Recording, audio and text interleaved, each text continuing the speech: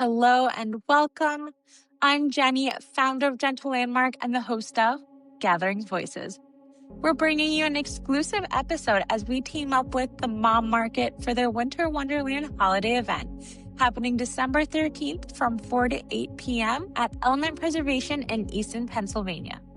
In the spirit of giving, we're spotlighting the admirable nonprofit that will receive all proceeds from our Christmas tree auction, Self Lehigh Valley. In this heartfelt and eye-opening conversation, we sit down with Luna, the organization's founder, to learn about her journey, the experiences that inspired her mission, and the powerful work she's doing to support women re-entering society after incarceration. Together, we explore the realities women face during re-entry, the gaps in community support, and the powerful ways we can collectively shift the narrative around previously incarcerated individuals. This episode invites you to listen with openness, compassion, and shared commitment to building a more supportive community for all. Hello, ladies. Thank you for joining me today.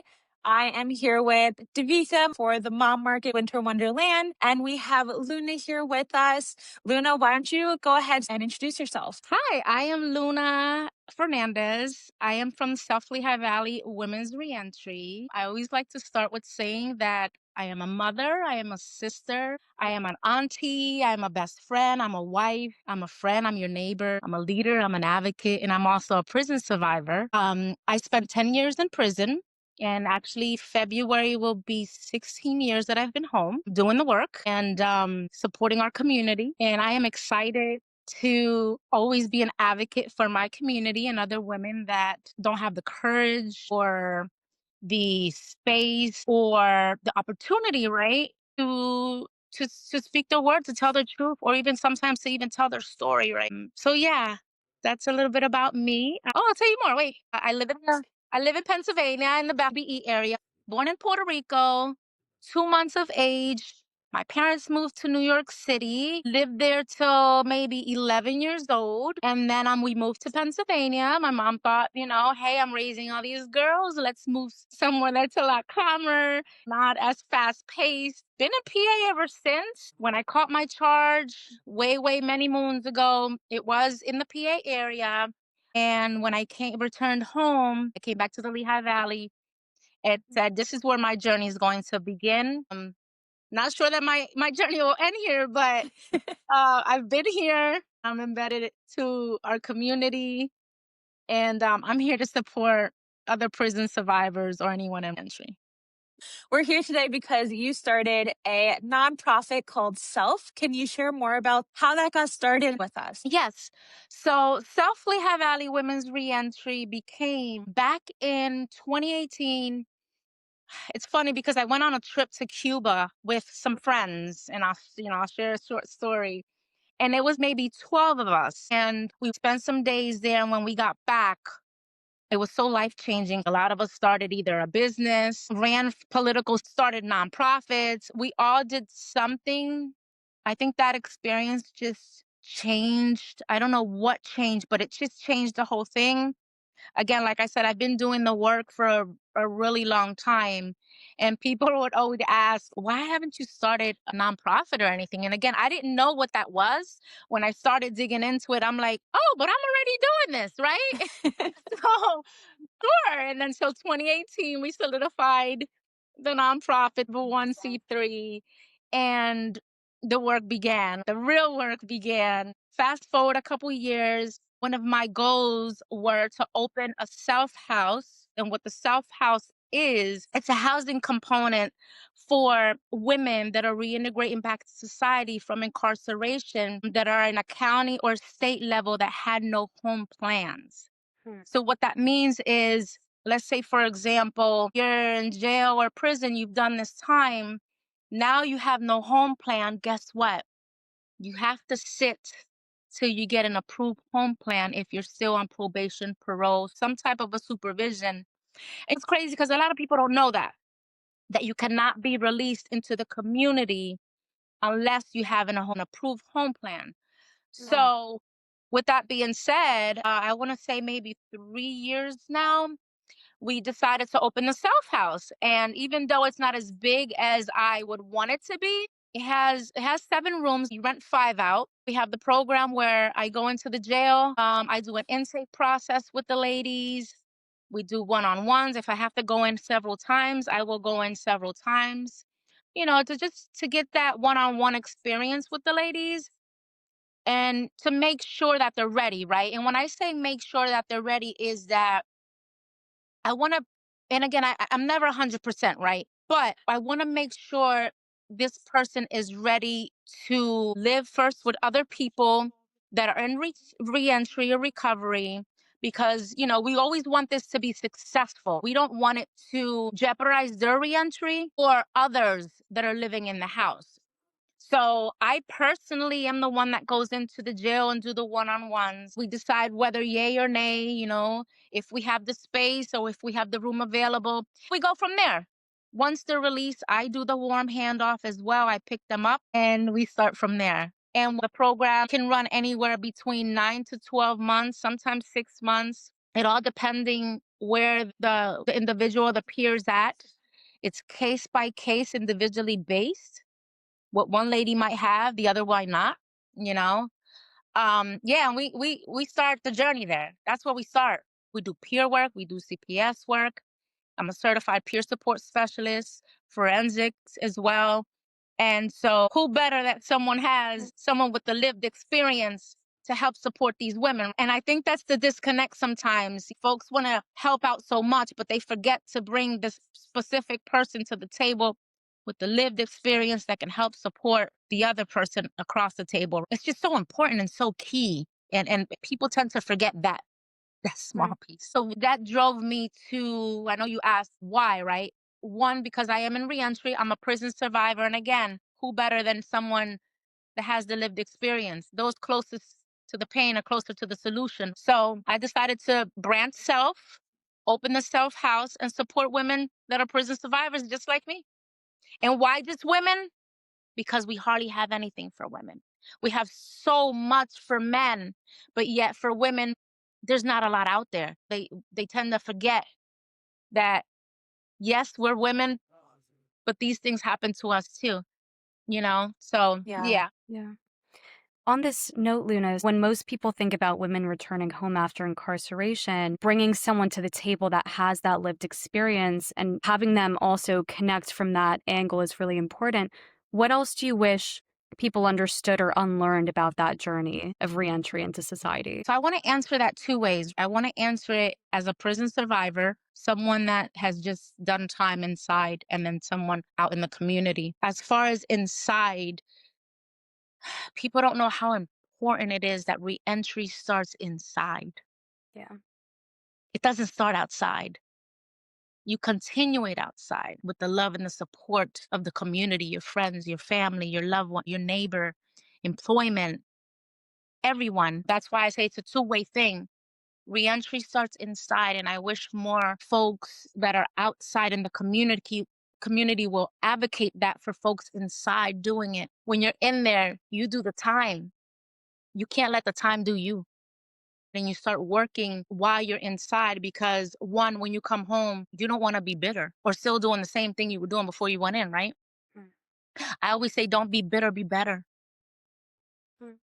So work inside. And as far as outside, the community, like I said, society, advocating, educating, supporting, uplifting, put that hand out and lift up.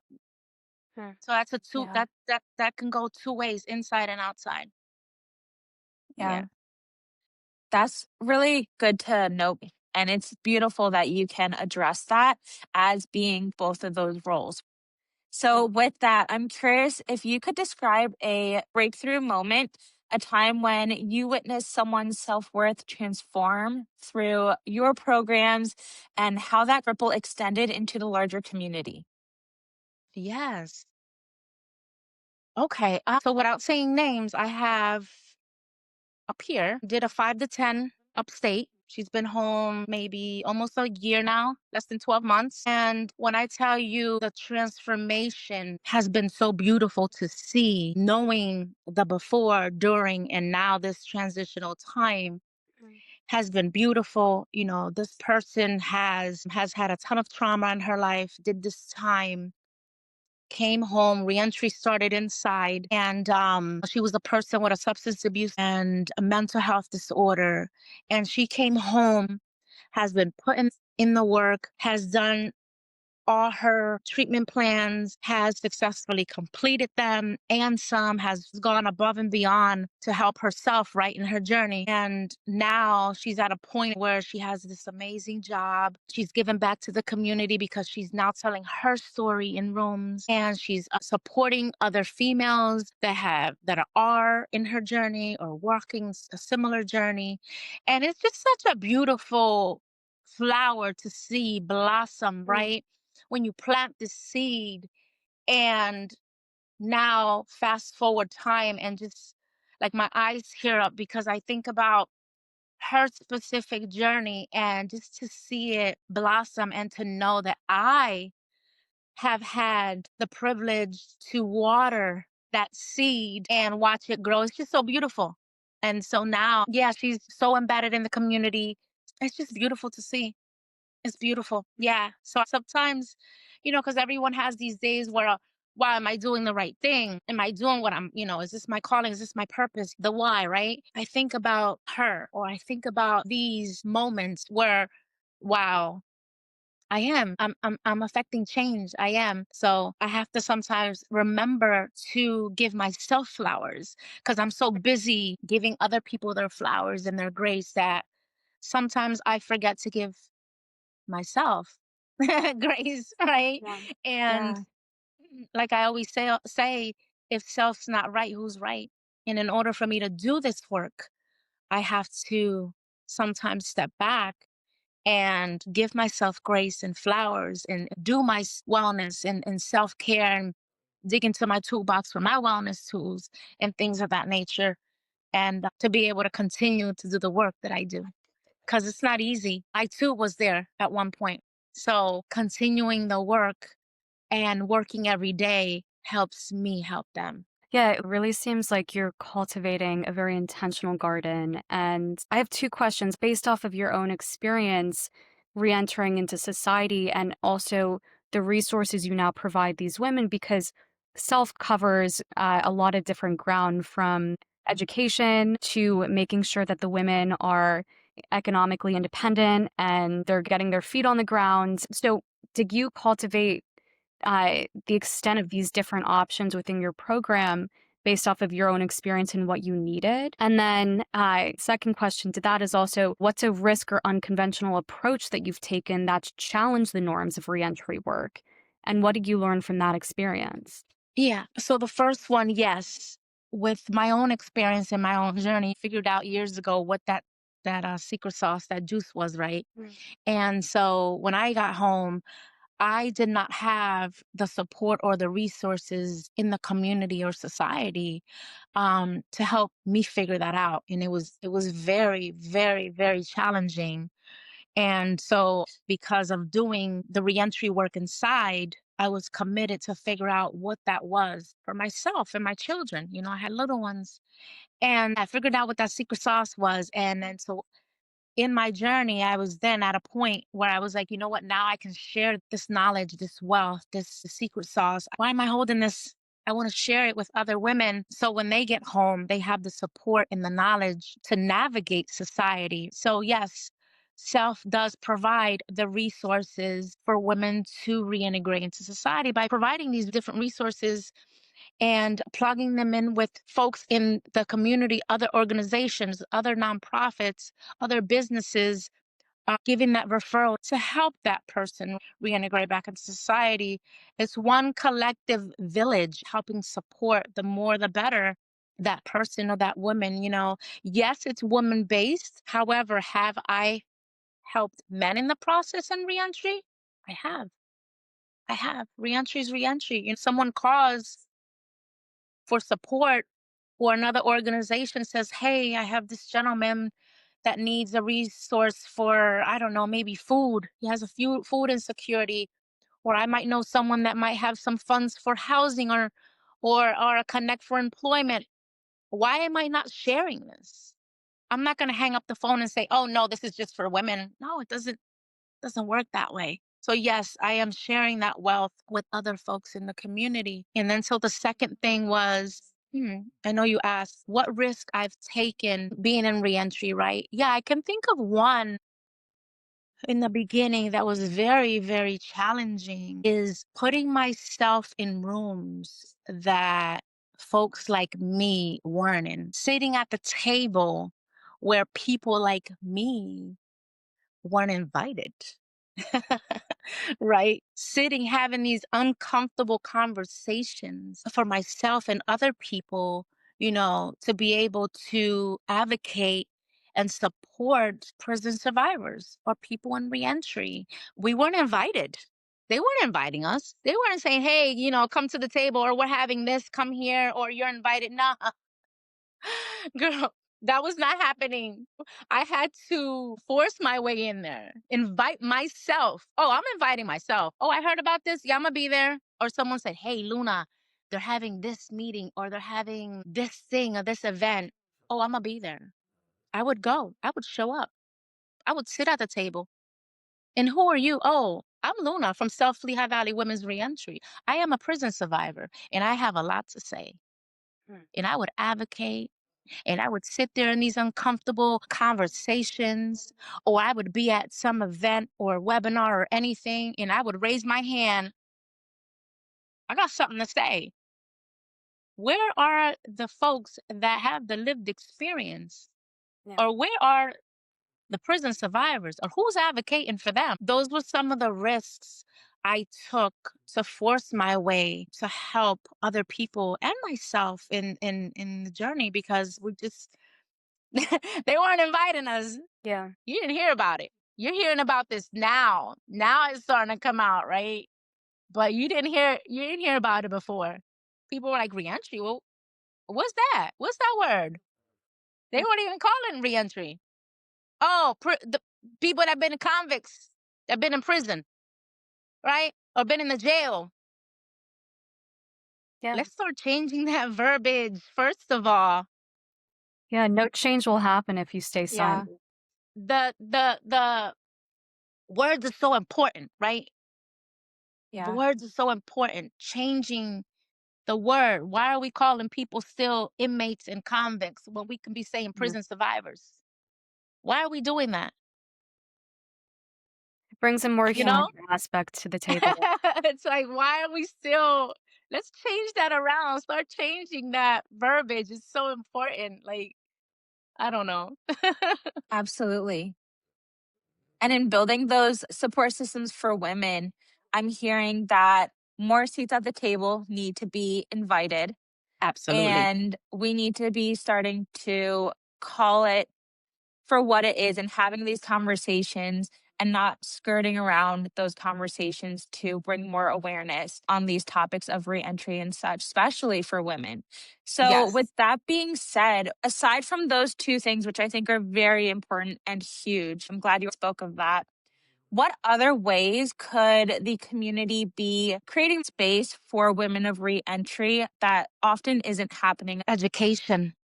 Education's so key. Sharing the knowledge, stop gatekeeping stuff. Why are people, I mean, we're in 2025. Why are we still gatekeeping stuff? Share share it. Why are you keeping it up here? Yeah. When you're like feet under, you're taking that stuff with you. Like, share it. Educate, advocate, lead, coach, mentor. It's so key, especially now, like folks that are like in mental health field.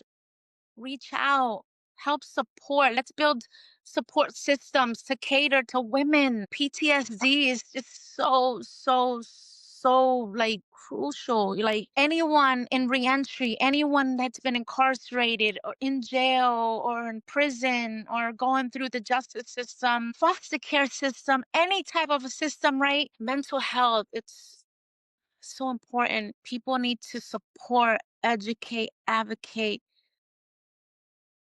And we need more. We need more. And stop gatekeeping. I hate that. Stop gatekeeping. Share it. Yeah. I'm going to follow up with that. In terms of education, What are the best practices or ways for people who are not familiar, or hopefully now they're familiar with self and all the things that you offer? But how can we find that education within ourselves? What can we look up? What are the best practices in trying to educate ourselves on reentry? Talk to someone with a lived experience. Support. People always often think support is just financial. It's not. You can support someone by asking them, "How are you today?" Having these conversations, asking the questions, changing your way of thinking, be open minded. I mean, when people want to find any type of other information, what do? They find it. They ask the questions, right? Why are we not asking prison survivors or folks that are in reentry questions? Ask, be curious, want to know more. How can you support? Just asking, having these conversations. And now when you have all this information, it's like, what do you do with it, right? You share it, educate your neighbor, your friend, family members. You might be in a household where you know all about reentry, and your brother, sister, mother, father, kids, they might not know and want to know. And maybe saying the wrong things, not knowing. Again, people say things that are hurtful because they don't know. Or sometimes they say hurt people, right? I don't want to go down that lane. No, educating the knowledge, just letting people know, doing, I don't know, have events, do different job fairs, people that have employment. Let's, hire folks that are in reentry, people that, have all this knowledge and want to volunteer work, have different events for that. Support, do volunteer work. I mean, there's so much you can do to help support the community right in your backyard, wherever you live. Help support, I Yeah. often talk to like other people that live in like different counties, and they're like, "Oh, well, we don't have that here." Make it up. Have a group. Have a support group. Call it what you want to call it. Support education group. Whatever you want to call it. Educate, right? The little bit Yeah. it'll grow. You'll start, and you'll have more people, and it'll continue to grow, and you'll have like a whole room full of people. And yeah, an interview could be just one person, you and I, and then it'll Yeah. continue to grow. I always That, say you don't know what you don't know. So even like you yes. said, if you only know a little bit, still say it because you never know who you're talking to and they might correct you and that's okay. That's better, Yes. honestly. Yes, yes, yes. It's so true. It's so true. A lot of people, even here in PA, a lot of people don't know that folks in reentry can vote. You can vote. It's so important to educate people. And I've been in places where people are like, "Oh, you can't vote. You've been in jail." Hold up. If you know better, say something. Correct it. It's things like that. Be like, "Excuse me, I don't mean to intrude in your conversation. However, that's false. People in Pennsylvania can vote. They have the right to vote. As soon as you step foot of that prison or jail, you have the right to vote. You register to vote. That is your right." And people don't know that. A lot of people will be like, "Oh, well, I was in jail, in prison, or I have a felony, or I have a misdemeanor. I can't vote." That is not true for Pennsylvania. Other states, it might be. But here, no.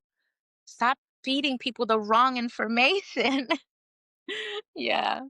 That's just like one example of something that I'm like, hold up. And that was actually a true story. I had to step in and say, that's not true. Hold up. Excuse me. Yeah. Yeah, knowledge is power. And I think the Yes. more that we can actually talk and verbalize these types of things and share the resources, the more impact we'll be able to have across our communities. So I also know that, we were just talking about entrepreneurship here. And I know that that's a branch of self, and that's something that you really encourage within the women. I wanted to ask if you could rewrite the rules of reentry or entrepreneurship for women, what would you change or disrupt first and why? Lived experience are like assets, right? And that's the thing. People think that it's a liability. It's not a liability. These are assets, right? These experiences, because you're talking to someone with the lived experience that know. So why not get this bulk of information instead of brushing it under the carpet or hiding it? No, let's uncover this. Let's highlight these journeys, right? These experiences to recognize, leadership. I would rewrite it where it's recognizing leadership trainings, people that are resilient, problem solving with these experiences, creativity, turning all these strengths of someone, their strengths, not stains. It's experience. It has knowledge. It has a lot of knowledge. We have a lot of experience, and let me educate you on it. So it's rewriting that, not having that stigma of people always, oh, well, you can't do anything because you've been in prison. Oh, we need to stop that. Let's highlight journeys. Let's start by doing that. Again, this is an asset. This is not a liability. Supporting it, not hindering it or trying to break it down. But also with that being said, people were not giving us jobs, prison survivors. So I had to turn around and create a job. I created a company called Self Pride Cleaning because folks weren't giving us jobs. And unfortunately, during the pandemic, it died down. Now it's starting to pick back up. But yeah, we hire folks. We're second chance friendly. Why wouldn't we be? And so it's creating these jobs for folks like us because we got to pay bills too. People are quick to say, oh, you're home, go get a job. Okay, but are you opening that door for us? Are you the employer that is giving us the opportunity to do that? Because as soon as you run the background, what happens? You want to fire us. I've been at jobs for 30 days and the background comes back and they're like, oh, well, unfortunately, we got to let you go. We love you and all, but now we got to let you go. Not forgetting that I have rent, bills, kids, mouths to feed. We need finances. We need money too. And so I think that's one of the key pieces. Employers, give us jobs. We want to reintegrate back into society too. We want to do that, but we need folks in the community to give us the opportunity to show who we are. Don't just judge us as a whole. You're thinking, oh, this one box. No, give us the one-on-one, give us the opportunity to show you what we can do. Not only do I have the nonprofit, I also own a business. So yeah, it's creating these things in your journey so you can help yourself and help others in the process. I always talk about Lehigh Valley Women's Reentry, the housing component, because it's so crucial right now, it being a housing crisis. These rents are ridiculous. So for someone in reentry to just be coming home without a job, how are they going to find a place to live? How are they going to pay rent and bills? So this is why, again, we created the Self House to help support the women. But that being said, we also run off grants. We can use finances to help women that can't help themselves that are just coming home. That's how we run off grants and donors. So yes, this beautiful fundraiser you guys are having, the Holiday Mom Market tree auction, will be so, so beneficial for us because it'll help either the women or one of our ladies pay her rent for the month, but help feed her as well. Even put clothes on her back, even hygiene products. They come home with nothing. Whatever they have on, whatever they're released with, they have nothing. We provide everything from clothing to food to the hygiene products, you name it. We have to provide it. And we can only provide that if we have the ability to do that. So yes, I thank you for choosing us for this auction. Of course. What can our audience do best to help you guys achieve in providing for these women with reentry and really spark change in the Lehigh Valley? Is it monetary donation? Is it volunteering? What is the most best way for people to really get involved and make a difference? Yeah. So the two top that I can think of right now is yes, monetary, because then we can help other women come home to the space. Because right now, with the new administration and the cuts, we're not getting the grants that we used to get to help the women. So yes, money is one of the big ones to help support them in that process. And then two would be volunteering. Volunteering itself would be great if you have a skill, if you have something you already do and want to be part of one of the workshops, because we hold workshops throughout the months. If you want to, share what you know or your craft with someone, or even, taking the ladies to the market sometime where they need a ride, or buying them bus passes, or providing gift cards, or anything of that nature would be very, very helpful to Self LV. Yeah, definitely. Amazing. And for those who want to get in touch with your organization, where are the best places to find you? Yep. So we are on social media. Instagram is probably one of the biggest platforms we run right now. And that is self_Lehigh_Valley. And we also have a website and Facebook, or email self lv@yahoo.com. You can reach out. And yeah, we take Cash App, check, PayPal. If you want to do clothing or a food donation, we also accept those. Clothing, either lightly used or brand new. Yeah, we accept it all pretty much for the ladies to help support them to reintegrate back into society in the way we can. Yeah. Wonderful. Thank you so much, Luna. Yeah, thank you for joining us today and sharing more on Reentry as well as your nonprofit. And we can't wait to see what we can achieve for you at the Mom Market. I am so excited. Thank you so much for the opportunity. I appreciate the love and the support, for sure. Thank you for joining us for this exclusive episode of Gathering Voices. Don't forget, we'll be releasing our second season come the new year in February, filled with more inspiring stories and heartfelt conversations. Stay connected, stay inspired, and let's continue to celebrate the voices that shape our world.